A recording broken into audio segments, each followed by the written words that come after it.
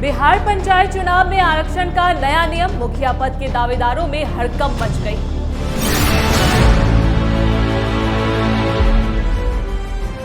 नमस्कार, आप देख रहे हैं स्टार टीवी बिहार। मैं हूं आपके साथ अपराजिता सिंह।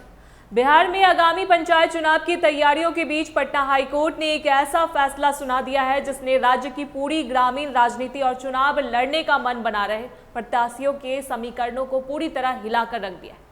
बिहार में पंचायत चुनाव के नियमों और रोस्टर व्यवस्था को लेकर अक्सर उम्मीदवारों के बीच भ्रम की स्थिति बनी रहती थी, लेकिन अब उच्च न्यायालय ने इस पर पूरी तरह से स्थिति साफ कर दी है।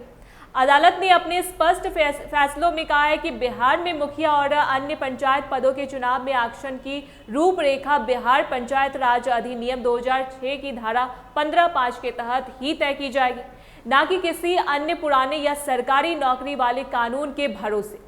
इस पूरी कानूनी प्रक्रिया की शुरुआत सहरसा जिले की ग्राम पंचायत राज सहोरिया से हुई थी। वहां के मुखिया मोहम्मद ईशा को राज्य निर्वाचन आयोग ने जाति छानबीन समिति की रिपोर्ट के आधार पर उनके पद से हटा दिया था। इस फैसले के खिलाफ जब वे हाईकोर्ट पहुंचे तो न्यायमूर्ति पार्थ सारथी के एकल पीठ ने मामले की गहन और विस्तृत सुनवाई की।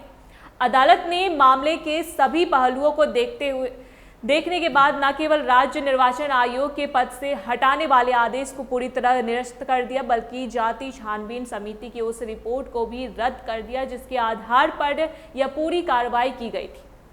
कोर्ट ने अपने 31 पन्नों के लंबे और ऐतिहासिक फैसले में यह बात साफ तौर पर तय की है कि सरकारी नौकरियों में मिलने वाला आरक्षण और जनता के प्रतिनिधि चुनने के लिए पंचायत चुनाव में लागू होने वाला आरक्षण दो बिल्कुल अलग अलग व्यवस्थाएं हैं।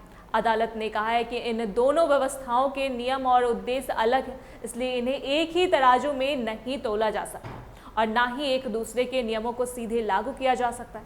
हाईकोर्ट ने अपने फैसले में यह स्पष्ट किया है कि 1991 का बिहार आरक्षण कानून मुख्य रूप से राज्य सरकार की नौकरियों, सेवाओं और शैक्षणिक संस्थाओं में आरक्षण का लाभ देने के लिए बनाया गया था। इसलिए पंचायत चुनाव की किस सीट पर किस वर्ग के लिए आरक्षण होगा यह तय करने में 1991 के कानून को सीधे आधार नहीं बनाया जा सकता। हालांकि 1991 के इस कानून का इस्तेमाल केवल इस बात की पहचान करने तक सीमित रहेगा कि कौन कौन सी जातियां अत्यंत पिछड़ा या पिछड़ा वर्ग की श्रेणी में आती हैं।